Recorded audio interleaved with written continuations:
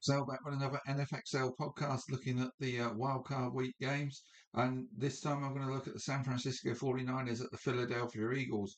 Rightly given the primetime slot on Sunday, this game between the reigning champion Eagles and a very, very good 49'ers team should be a great watch. And both teams are certainly capable of winning it all if they can get over this first high hurdle. A win for the Eagles will send them to Chicago in the divisional round. If San Fran come out on top, they will be off to Seattle, and the Rams will go to Chicago instead of them heading to Seattle. The Eagles' defense has really clicked into gear recently and is probably better than its eighth ranking for the season now.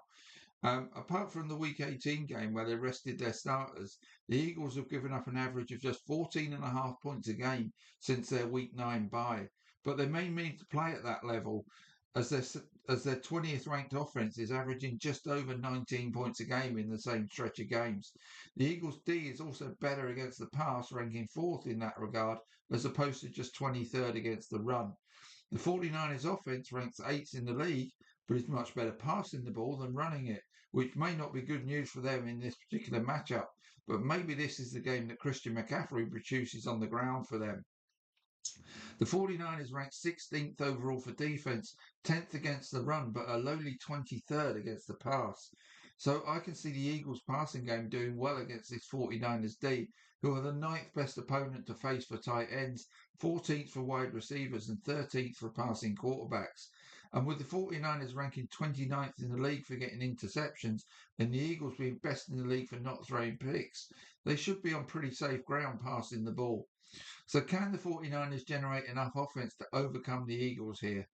They have been the toughest opponent for opposing quarterbacks to face, but weirdly have allowed the second most rushing touchdowns to quarterbacks this season. Brock Purdy has 3 rushing touchdowns in 9 games this season and may need to add to that number here for the 49ers to win. The Eagles are also the toughest opponent in the league for tight ends to face and third toughest for wide receivers. So the 49ers pass game and George Kittle may be set to struggle here, especially with Ricky Pearsall questionable and not practiced all week. The onus on the wide receivers of Jean Dennings becomes greater.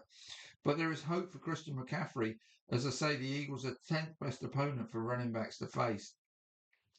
Dallas Goedert and A.J. Brown have 18 of the Eagles' 26 receiving touchdowns this season, and they look like the guys who could deliver the big scores for the Eagles in this game.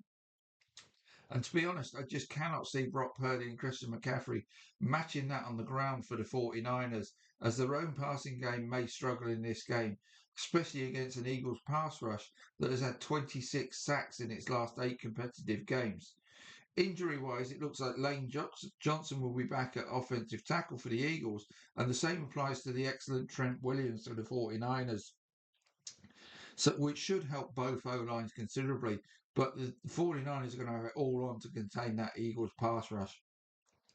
So a combination of passing offense and potent defense means I think the Eagles are going to take another step to defending their title by winning this game, probably with a bit to spare.